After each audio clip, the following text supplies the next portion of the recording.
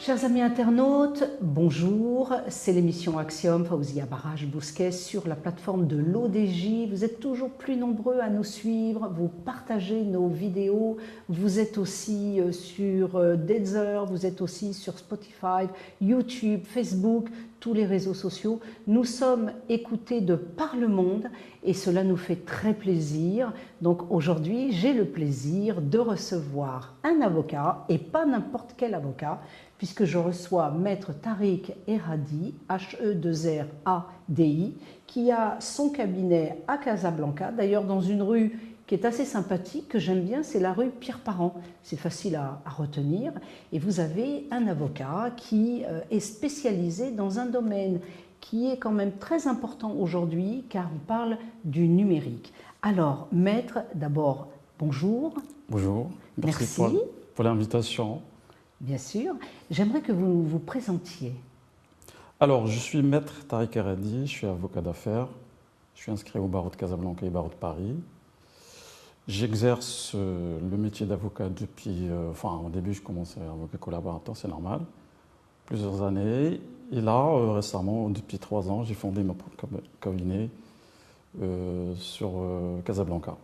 D'accord. Vous avez une spécialité qui est peu commune, car vous aviez jadis des avocats qui étaient spécialisés pour mariage, divorce, pour héritage, pour des contrats commerciaux, bien sûr. Mais maintenant, nous arrivons vers une spécificité et nous allons en parler. En effet, nous remarquons de plus en plus que les entreprises ont besoin de trouver des avocats spécialisés dans le domaine numérique, digital, défense, protection contre les attaques. Vous pouvez nous en parler un petit peu? Comment ça se passe? Oui, bien sûr. Dans le monde que nous vivons actuellement, le numérique devient un paramètre important dans l'économie. D'ailleurs, l'économie numérique est très présente aujourd'hui et évolue très vite. C'est comme l'espace aérien ou l'espace maritime. L'espace numérique a besoin d'être régulé par l'État pour protéger les entreprises, protéger les citoyens nationaux et protéger tout, et donner une image de confiance pour le commerce et pour les utilisateurs des sites web et les intervenants dans ce commerce. J'ai un site web, j'ai une entreprise, on m'attaque, on me fait une vilaine notoriété, on plombe mes plateformes, on m'envoie des virus, je ne sais pas quoi faire, je ne sais pas comment me défendre. Je viens vous voir? Bien sûr. Si le travail d'avocat, c'est de conseiller les entreprises pour se protéger contre ces abus sur leur site. Il faut savoir que le site web qui enregistre un domaine, c'est une marque, c'est une image de l'entreprise. On a besoin de protéger ce domaine. C'est pour ça que je demande aux entreprises, quand ils enregistrent les domaines, qu'ils essaient d'acheter les autres domaines. Par exemple, vous avez lodj.ma, vous achetez quand même le domaine lodj.com, .fr, .net. Comme ça, vous protégez tous les domaines qui ressemblent à votre domaine, et pour se protéger contre les copieurs et les contrefaçeurs. Il y avait jadis, quand vous avez des dossiers à traiter, quand il vous arrivait de traiter des dossiers sur le Maroc, c'était des dossiers qui souvent étaient des affaires marocaines à l'intérieur des frontières, d'une entreprise marocaine vers une entreprise marocaine. Aujourd'hui, avec le web, on est sorti des frontières. Donc, si demain, j'ai un problème avec une société suisse ou américaine ou qui que ce soit, il faut que je m'adresse à vous. Quelles sont vos particularités? Vous avez toujours travaillé au Maroc? Vous avez fait vos études au Maroc? Comment ça s'est passé? Alors pour moi, j'ai commencé mes études de droit au Maroc. Après, je suis parti en France. J'ai continué mes études. J'ai travaillé en tant que juriste pendant des années. Après, je me suis inscrit au barreau de Paris. Et je suis revenu au Maroc. Je me suis inscrit au barreau de Casablanca. Et j'ai commencé en tant que avocat au barreau de Paris et de Casablanca. Alors, quand on parle du numérique, parce que le numérique, c'est un espace qui est opaque, on ne voit pas à qui on a affaire. Et si on regarde maintenant les géants du web, les GAFA, c'est Google, Amazon, Facebook et tout ça, sont basés en Californie. Donc quand vous êtes aujourd'hui un citoyen marocain, vous avez un compte chez Facebook, mais vous dépendez du droit américain. Oui, donc vous êtes obligatoirement spécialisé dans ce droit américain. Non. La question, c'est pas là. Enfin, la question est que la loi marocaine s'applique. Enfin, il y a un problème de souveraineté, c'est vrai. Enfin, de prime abord, on voit que un peu la souveraineté des États s'est un peu affaiblie par rapport à ce mécanisme. Oui. Parce que les géants du web, enfin, l'Internet déjà a son origine aux États-Unis d'Amérique. La gouvernance de l'Internet se fait aux États-Unis d'Amérique. Et le problème de cette question parce que le droit universel pour chacun de nous, enfin, en tant que citoyen, quand j'ai un problème avec une entité ou une entreprise, j'ai besoin d'aller ou accéder à un juge local. C'est un juge local marocain qui doit traiter de ce Non, dossier? c'est un droit universel. Mais le problème avec les géants de web, enfin les GAFAM, c'est quand vous regardez le droit qui s'applique à vos relations avec Facebook, Oui. Instagram Oui. et tout ça, c'est le droit californien. D'accord, donc vous êtes obligé de vous mettre en rapport. Comment ça se passe? Vous avez des interlocuteurs en Californie qui reprennent la suite du dossier? Vous ne pouvez pas vous déplacer? Enfin, c'est ça la difficulté de la matière, c'est pour ça que les États maintenant légifèrent dans ce domaine. Enfin, nous, au Maroc, on a la loi 0908 sur la protection des données personnelles. 09, 08. 08, c'est depuis 2009, qui réglemente un peu cette sphère des données personnelles, c'est-à-dire que protège la vie des personnes physiques. D'accord, vous avez le CNDP aussi qui semble. Enfin, la CNDP. Voilà, c'est le CNDP, gendarme. c'est la commission voilà, qui a été créée depuis 2010. On est bien armé au Maroc, d'après vous, ou est-ce qu'on a encore du chemin à faire dans le numérique évolue très vite. On a toujours besoin d'évoluer, d'améliorer nos règles de droit, mais on a un arsenal juridique qui s'applique et qui est efficace. Mais on a toujours besoin de légiférer et de continuer à améliorer notre droit national. Et comme dans l'espace européen, depuis 2018, ils ont le RGPD. Nous, au Maroc, on a la loi 0908 qui évolue tout le temps. Et on regarde toujours les décisions de la CNDP. À chaque fois, il y a une décision nouvelle ou un avis qui est donné pour un point qui est spécifique. Bien sûr, parce que c'est là le problème. Vous avez des chefs d'entreprise qui, la plupart du temps, font des erreurs sans s'en apercevoir. Vous avez par exemple le cas, je connais une parapharmacie qui a un site qui vend ses produits depuis des années par un site web. D'ailleurs, je la salue, hein, c'est Mapara. Sophia, on te salue, tu as un très bon business, magnifique. Et un jour, elle a été étonnée de recevoir un courrier du CNDP qui lui a stipulé « Madame, vous devez demander parce que vous avez hébergé toutes vos données à l'étranger ». Parce que bien souvent, le problème est là. On ne peut pas héberger. Pourquoi? Est-ce qu'ici au Maroc, on ne va pas choisir d'héberger au Maroc? Pourquoi est-ce qu'on préférerait héberger chez Google ou en France chez OVH ou chez quelqu'un d'autre? Enfin, la loi n'interdit pas l'hébergement à l'étranger. Ce qui est important et imposé aux entreprises qui veulent héberger leurs données à l'étranger, c'est de notifier cette décision aux autorités, la CNDP en l'occurrence, et que la personne qui va s'occuper de ces données soit fiable. C'est-à-dire qu'il applique les mesures de sécurité qui s'appliquent au Maroc. Parce que les données, on les vend, on les récupère. Comment ça se passe? Le problème est là? En fait, c'est ça le problème. La conception marocaine, française de la donnée personnelle, c'est comme un attribut de la personne. C'est-à-dire que les utilisateurs qui collectent les données personnelles sont des gardiens. C'est-à-dire que ce n'est pas un bien. On ne peut pas les vendre, les céder. C'est pour ça que ce système se base sur le consentement. C'est-à-dire le consentement express de la personne sur lequel on collecte les données. Pourquoi on est responsable des données, même si la personne qui a vos données va les utiliser à mauvais escient? Il n'a pas le droit de les utiliser. D'accord, mais pour ça, dès qu'il y a un problème, il faut faire appel à l'avocat. Oui, bien sûr. C'est ça la question. La question, c'est que les entreprises qui collectent les données personnelles de leurs clients, par exemple, ils ont besoin de respecter une législation bien stricte par rapport à ça. Quand il s'agit de données personnelles il y a un procédé à respecter, soit vous dépendez du régime de l'autorisation, soit du régime de la déclaration, soit du régime de notification, enfin, quand vous hébergez vos données à l'étranger.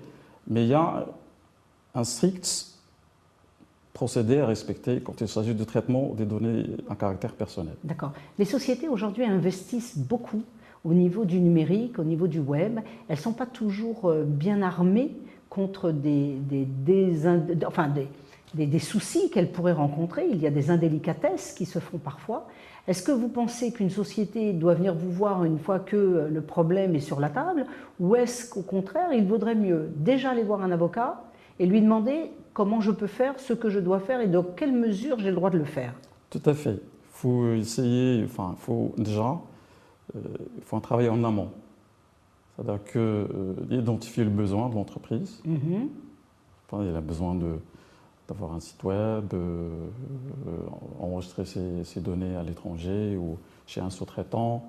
Il faut regarder si le sous-traitant est dans un environnement où il y a une loi qui s'applique et qui respecte le traitement et la gestion des données personnelles, c'est-à-dire qu'il y a une procédure à respecter, un responsable de traitement est désigné et tout ça.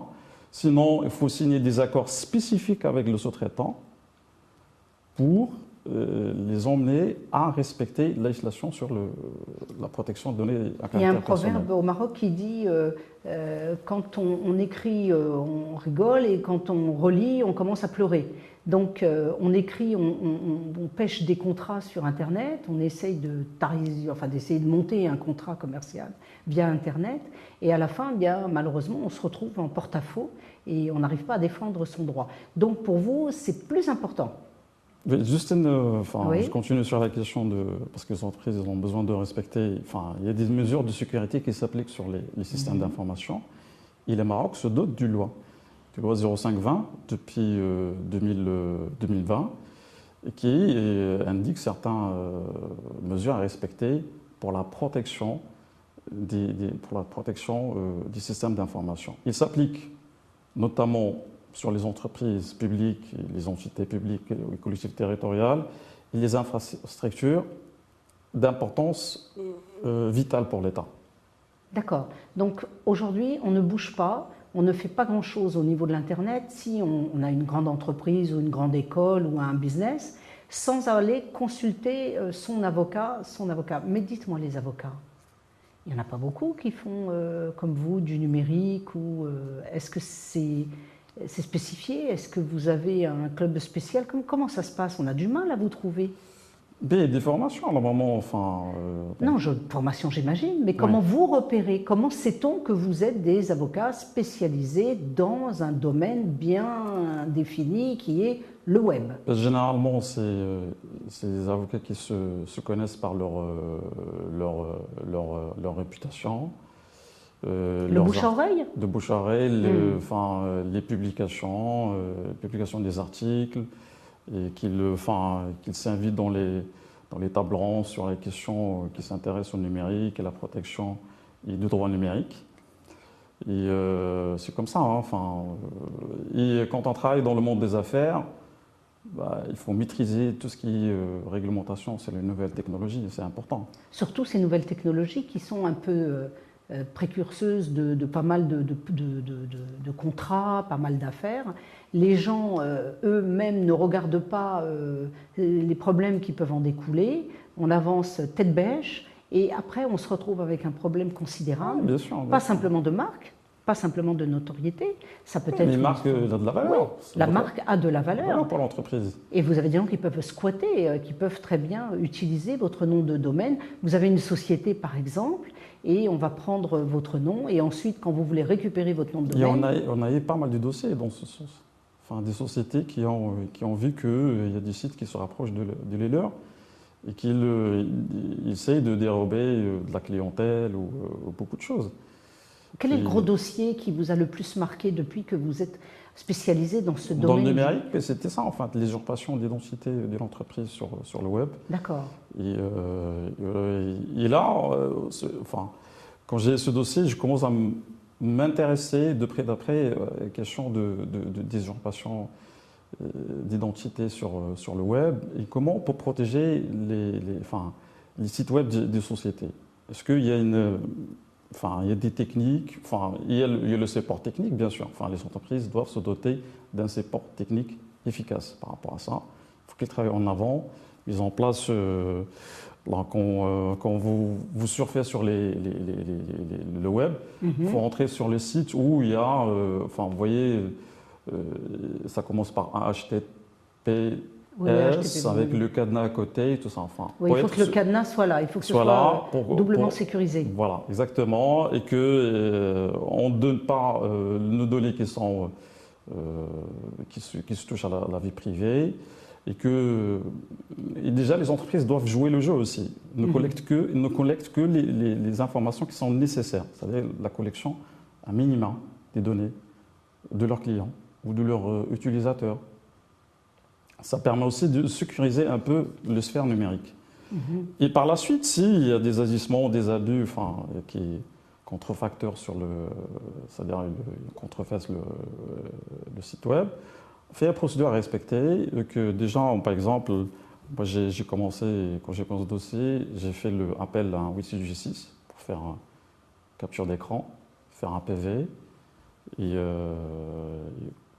faire piocher, rassembler les informations sur la société en l'occurrence, et commencer à rentrer en négociation avec eux pour qu'ils retirent leur site qui est contrefait par rapport au site de Oui, parce qu'il y a une police de l'Internet quand même. Il ne faut pas oublier qu'ici, au Maroc, vous avez quand même un service spécialisé. Oui, bien sûr, il y a toujours le côté pénal, côté pénal qui reste quand même le droit commun, si j'ose dire, reste aussi applicable dans le monde numérique. C'est-à-dire que quand vous êtes victime d'une attaque sur le web, cybercriminalité, on l'appelle, sur votre réputation, votre vie privée, tout ça, il y a le droit pénal qui s'applique. C'est pour ça qu'il y a maintenant, même au sein de l'OPJ, il y a qui sont spécialisés dans le domaine numérique. On a besoin d'être armé parce qu'on voit quand même pas mal d'affaires qui surgissent. On voit notamment le cas du journaliste Mbarik à la télévision française, qui a été victime d'une agence qui vendait, qui a fait des faux profils, qui est une agence qui s'occupe de magouiller un petit peu au niveau des informations. Et c'est embêtant parce que l'Internet c'est bien, mais on va quand même vers un domaine qui est dangereux, qui est pernicieux, qui est pour les entreprises. Il faut absolument, je pense, avoir affaire à des gens qui sont spécialisés comme vous et qui peuvent les aider et leur dire attention. Oui, bien sûr, parce que, comme je disais au début, les géants du web sont des entreprises américaines.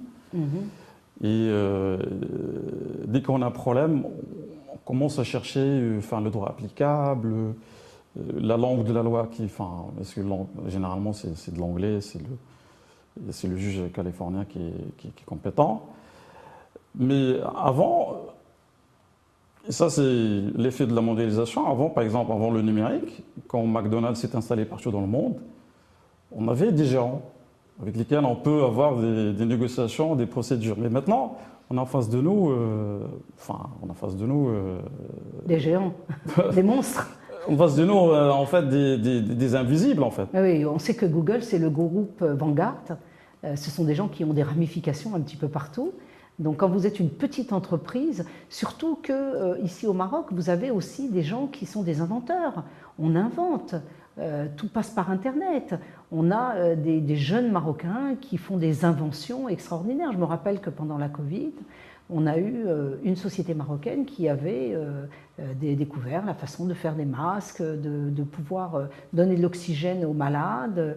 On a quand même des cerveaux, on a quand même Oui, ça entre dans la propriété intellectuelle. Et là, il s'agit des brevets. Il faut enregistrer des brevets. Et si on regarde aujourd'hui, parlons des brevets, maintenant 65% des brevets sont enregistrés par les Chinois.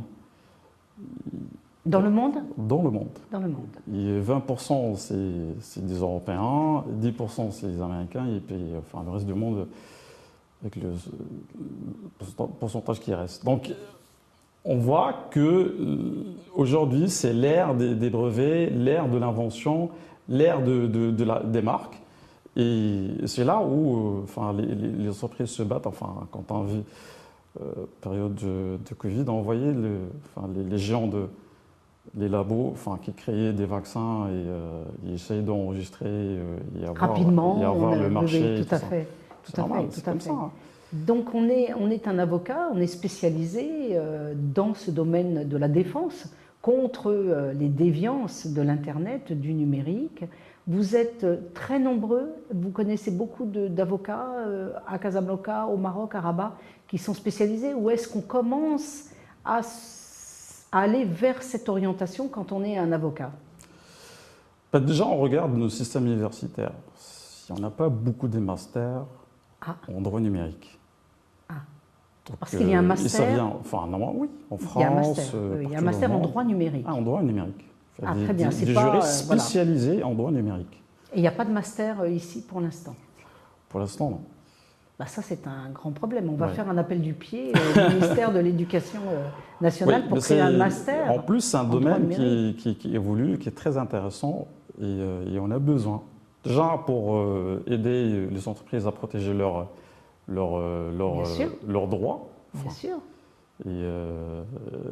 Et aussi pour avoir des spécialistes qui vont aider l'évolution de la société dans ce sens. Enfin, comment on se protège contre ces géants américains ou contre contre les malfaiteurs en fait qui agissent sur le web. Les malfaiteurs, il y en a beaucoup. Oui, bien sûr. Il n'y a que ça toute la journée. On vous prend de l'argent sur votre compte en banque. Parce que depuis qu'on se réveille le matin, combien de plateformes on surfe sur, enfin plusieurs. Oui, on passe la journée dans les plateformes. Oui. Et même l'État aujourd'hui va devenir une plateforme numérique. C'est-à-dire qu'on a besoin d'évoluer dans ce domaine, de légiférer, de protéger, de clarifier les choses. Et je sais que c'est un défi. Alors justement, est-ce qu'il y a un think tank? Est-ce qu'il y a un club d'avocats qui sont spécialisés dans le numérique et qui essayent de pouvoir conseiller le gouvernement marocain en leur faisant un petit appel, en leur disant attention, il va falloir créer ces masters en numérique, il va falloir que nous soyons plus armés, parce que c'est bien, vous avez fait vos études en France, c'est parfait, très bien, quoiqu'on n'a pas obligatoirement aujourd'hui besoin de la France, surtout quand on voit les relations qu'on a actuellement avec la France. Mais ceci dit, c'est bien dommage d'être obligé d'aller apprendre ailleurs ce qu'on pourrait apprendre. Surtout que je pense à tous ces avocats arabisants et qui sont en marge de ce domaine numérique. Est-ce que les avocats arabisants ici au Maroc peuvent traiter de ces dossiers? On a besoin des avocats arabisants, c'est sûr. Enfin, il y a des clients et des domaines où on n'a pas besoin de l'anglais ni de le français. D'accord. On a besoin d'appliquer juste le... Je parle du numérique spécialement. Du numérique, bien sûr. Non, mais le numérique, il faut être... anglophone ou francophone, polyglotte, quoi. Anglophone. Anglophone, francophone. Parler l'espagnol aussi. Espagnol, le français, il faut... C'est important, parce que les entreprises, enfin, l'économie mondiale, c'est une économie qui se base sur les langues qui sont connues. Et notamment l'anglais, bien évidemment. L'espagnol, le français. Bien sûr. Donc, si je reformule, on a des lois au Maroc, on a des lois, mais on n'a pas de master au niveau des formations pour ces jeunes avocats, alors qu'on en a besoin. On a un monde qui est constamment instable, ça change. On parle de l'Internet, on parle de Google, mais on parle aujourd'hui... par exemple des Russes qui vont quitter le système Internet mondial pour créer leur propre système. Alors on va encore avoir un autre système. C'est trouble, c'est difficile de nager dans cette eau trouble. Avoir un avocat à côté de soi, on ne peut pas faire un pas si en fin de compte vous n'êtes pas à côté de nous pour ces chefs d'entreprise. Bien sûr, parce qu'aujourd'hui vous êtes, victime. Vous êtes une personne vivant à Rabat et vous avez affaire à une entreprise qui est à Bangkok.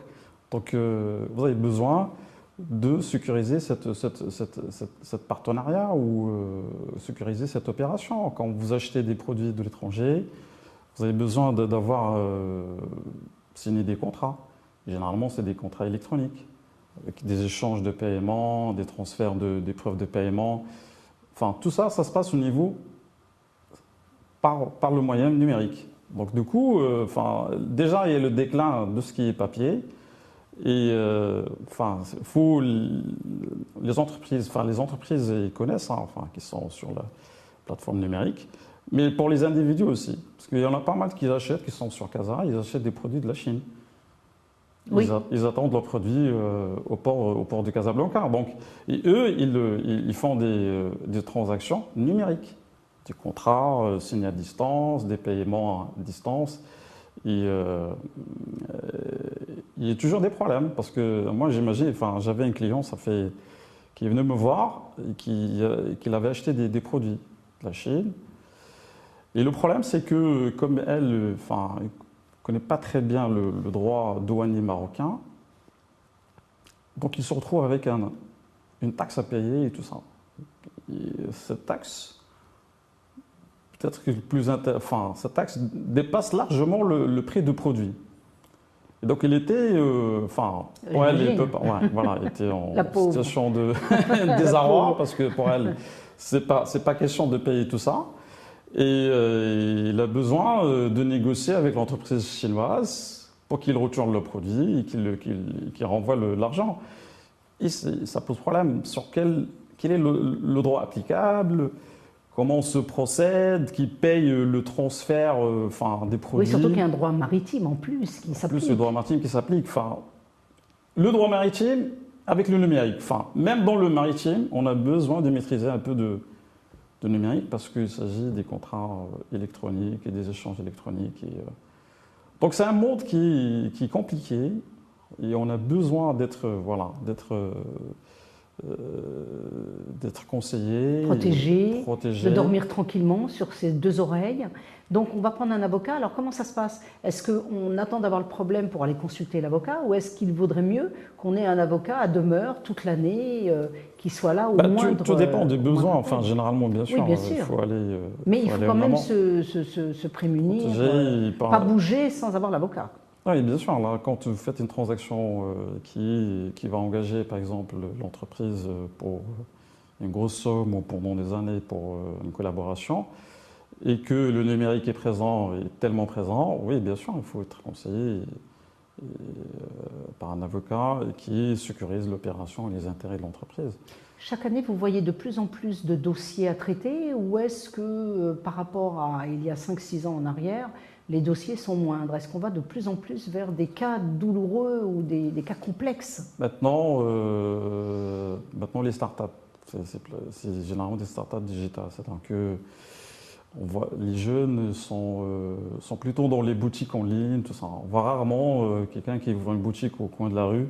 Non, maintenant, c'est plus simple, c'est plus soft. Ils cherchent des clients sur Internet, ils ouvrent leur boutique, ils font de publicité sur Internet, ils gagnent leur vie sur Internet. Ça gagne bien? Bien sûr, ça gagne bien. Bien sûr, ça gagne bien parce que vous aurez tellement un marché qui s'offre à vous, qui est un marché géant. C'est-à-dire que vous pouvez avoir affaire avec un client en Égypte ou partout dans le monde, et en même temps d'autres clients, comme c'est l'idée de sites Alibaba ou Amazon américain et tout ça. Donc c'est un marché qui est très intéressant et ça donne envie pour les jeunes parce que c'est beaucoup plus facile. Et en plus, ils sont familiarisés avec les outils informatiques. Ils ont tous des smartphones. Ils peuvent créer leur compte, naviguer facilement, ils ont accès à Internet, et voilà, ils installent des applications, ils payent, ils achètent, ils négocient. Oui, ils ont une flexibilité incroyable pour gagner de l'argent. Donc c'est une bonne chose. Il est certain qu'ils n'ont pas besoin d'investir dans un magasin, ils n'ont pas besoin de quitter le Maroc.